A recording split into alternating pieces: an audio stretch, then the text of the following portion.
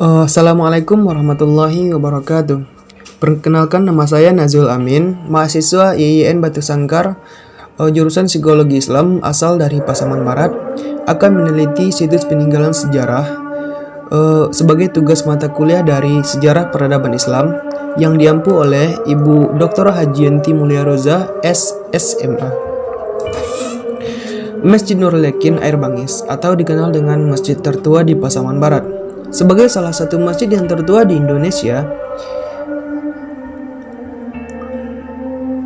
Masjid Nurul Yakin berperan sebagai tonggak sejarah dalam penyebaran Islam di negeri Air Bangis dan menjadi cikal bakal dari perkembangan masjid-masjid lainnya di Air Bangis dan sekitar. Masjid Nurul Yakin yang tercatat sebagai masjid tertua di Kabupaten Pasaman Barat ini biasa disebut masyarakat Air Bangis dengan sebutan Masjid Lamo atau Masaji Lamo. Sebagai daerah bandar dagang yang ramai, Air Bangis adalah pintu gerbang masuknya penyebaran agama Islam di Pasaman Barat. Menurut sejarah, penyebaran agama Islam di Air Bangis dilakukan oleh para saudagar Muslim dan kian berkembang pesat setelah beberapa penduduk setempat kembali dari menuntut ilmu di Mekah. Tersebut, di kalangan masyarakat Air Bangis pada masa itu berperan orang yang sangat berpengaruh sepulang dari Mekah. Pada waktu itu adalah Syekh Nan Sembilan atau ulama Nan Sembilan. Salah satu dari ulama Nan Sembilan tersebut adalah Syekh Abdul Aziz yang turut mempraksarai berdirinya Masjid Nurul Yakin bersama masyarakat setempat pada tahun 1860-an.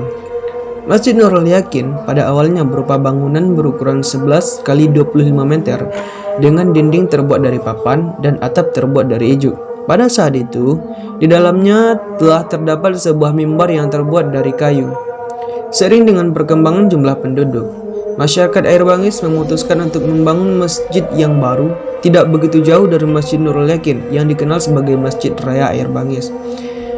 Pembangunan Masjid Raya ini selesai sekitar tahun 1930-an, membuat aktivitas di Masjid Nurul Yakin sempat berhenti.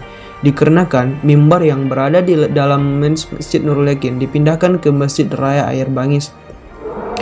Pemindahan mimbar ini dilakukan dengan suatu upacara yang diarak keliling kampung sesuai dengan adat. Tak lama setelah itu, atas inisiatif dan kesepakatan beberapa orang ulama dan tokoh masyarakat setempat, Masjid Nurul Yakin kembali diaktifkan. Pada tahun 1969, bangunan masjid ini direnovasi yang semula terbuat dari kayu, dipugar dan diganti dengan bangunan permanen, sedangkan atapnya diganti dengan seng dan dilengkapi kubah. Hingga saat ini, renovasi terus dilakukan mengingat kondisi jemaah yang terus bertambah dan daya tampung masjid yang relatif terbatas. Sekian dari saya tutup. Assalamualaikum warahmatullahi wabarakatuh.